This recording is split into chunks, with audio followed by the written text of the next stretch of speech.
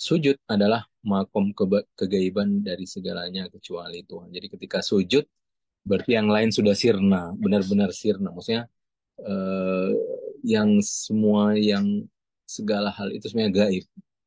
Makanya simbol apa ya, benar-benar hmm, paling rendah, tetapi secara makom ruhani paling tinggi. Makanya semakin merendah itu sebenarnya menunjukkan makomnya semakin tinggi. Tapi semakin tinggi dia merasa tinggi, itu sebenarnya makomnya semakin di bawah. Makanya memang antara langit dan bumi ini hukumnya kaidahnya seperti itu, yang secara batin. Jadi semakin merendah kita, justru makomnya semakin tinggi. Nah, makanya dimaknai seperti ini. Jadi setelah sujud kemudian kita tasyahud, setelah tasyahud baru salam. Nah, sujud itulah makom kegaiban, maksudnya kita melupakan semuanya kecuali Tuhan. Nah, ketika dalam posisi tasyahud, nah kita hadir kembali. Jadi yang tadi fana gitu, dia hanya melihat Tuhan. Nah, ketika tasyahud, kemudian dia kembali hadir. Nah, kemudian adab hadir itu adalah mengucapkan salam. Bahwa, oh, dia sudah kembali dari fananya, kira-kira seperti itu.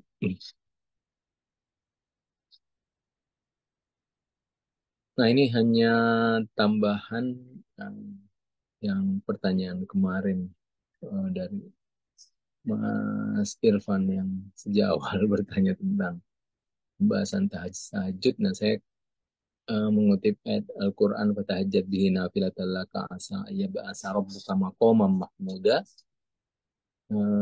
Ayat ini menjelaskan tentang eh, salah satu efek dari tahajud.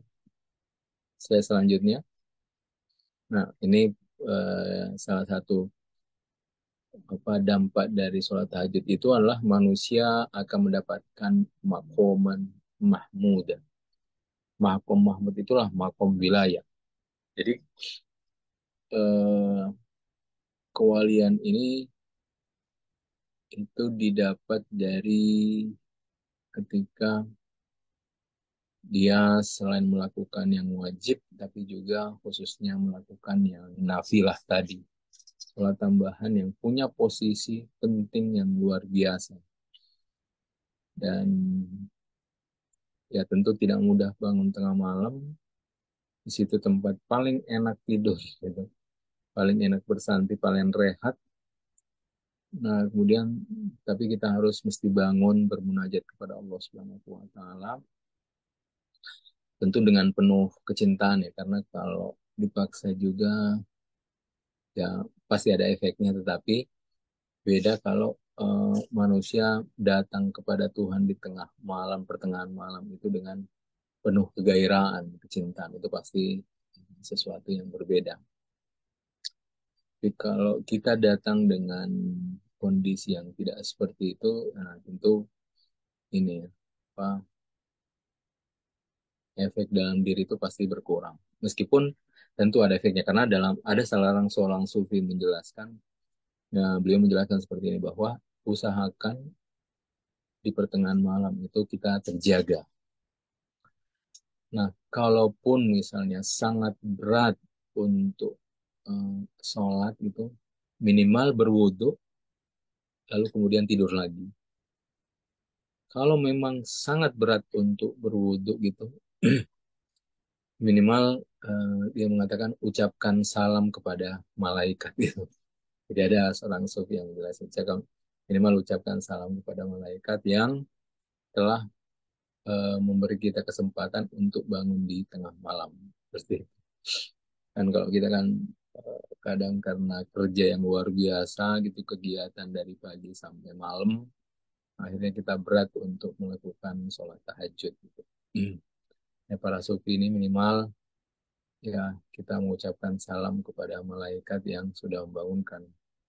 Nah, siapa mungkin ya secara umum aja, terima kasih malaikat sudah membangunkan kemudian tidur lagi. Jadi maksudnya itu sangat penting menaruh perhatian khusus kepada sholat. Oke, slide terakhir. Nah, makom mahmudah ini juga adalah disebut makom syuhud atau makom penyaksian dan juga makom syafaat. Nah, makom penyaksian ini terkait dengan makom sebelumnya, makom kewalian. Nah, kemudian makom syafaat ini maksudnya salah satu titik manusia diberikan syafaat itu adalah salah satunya ketika dia meraih makom mahmudah ini. Dia diberikan syafaat dari Allah Subhanahu wa Ta'ala. Nah, ini pernah kita bahas bahwa intinya ini adalah bagaimana kita di sholatihim daimun. Maksudnya bagaimana di dalam sholat itu kita senantiasa dalam keadaan sholat. Jadi meskipun kita tidak sholat, tapi keadaan kita adalah dalam sholat.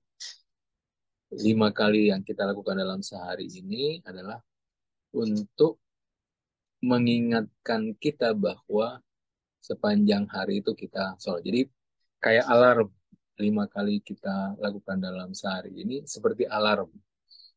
Alarm untuk kita memposisikan diri untuk senantiasa sholat dalam seluruh momen. Seperti itu. Terima kasih banyak sudah hadir sampai di sini.